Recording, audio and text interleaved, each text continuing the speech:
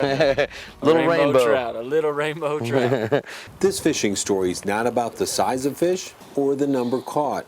It's about the destination and how you arrive there. Whenever we get on the trail and we're going to be leaving right over here, we want to be in a single file line, okay? The mules and the horses work best that way. Does anybody have any questions on how to ride? It was my father's idea to go horseback riding and fly fishing. We're here in northern New Mexico. We're about 20 miles south of the Colorado border, right in the peaks of the Sangre de Cristo Mountains. There's 4 beautiful lakes on this side of Wheeler Peak, the Wheeler Peak Wilderness. Each of them, one being at close to 11,000 feet, the other 3 at 12,000 feet. You can hike to them, but it takes a pretty healthy man and a long hike to get to them, and that's why we like to use these horses to get us up to the high mountain lakes. These are day trips mostly. If a person is interested in doing something overnight, we can schedule that too. But we access areas that are only accessible by horseback or on foot. Accessible only by a 3-mile trail up the side of one of the highest mountains in New Mexico. 22 switchbacks in all.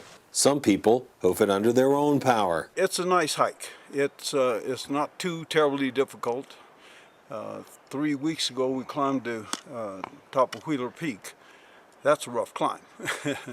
This one is a decent climb. It's a good workout. The horses and mules are old pros on the trail.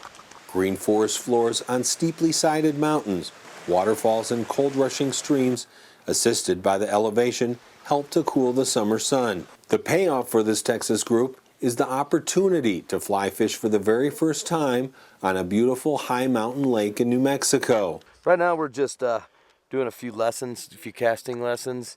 These guys are beginners, and we're just trying to learn how to land the fly nice and smooth on the water. You don't want to make much of a ripple. You want to kind of let it sit there, but like I said, no slack in the line. Like all things, some people take to it quicker than others. Dropping that fly on the water can take some patience. It's pretty difficult. It's something that definitely takes some practice. It's coming pretty easy. It just takes a little bit of practice. Confidence is high.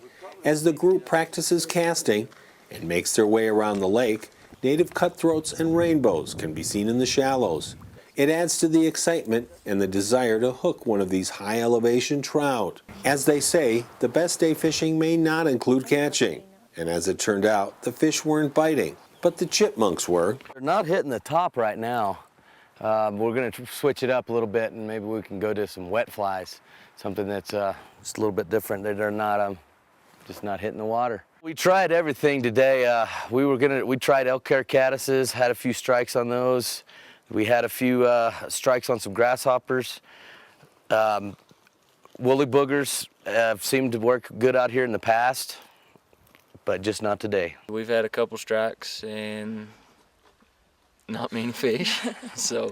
But it's been an experience. Everybody needs to do it to see how pretty the land is and to see how beautiful this lake is. Relatively few anglers have tested their abilities on the Middle Fork Lake. 3 miles of mountain trail isolated from the nearest vehicle road, and that makes it a gem to fish. There's 18 to 20 inch cutthroat that can be caught. To catch a fish would be a bonus, but just to be able to go out and enjoy the outdoors, enjoy the scenery and the nature, and this is just a magnificent place. It's picture perfect.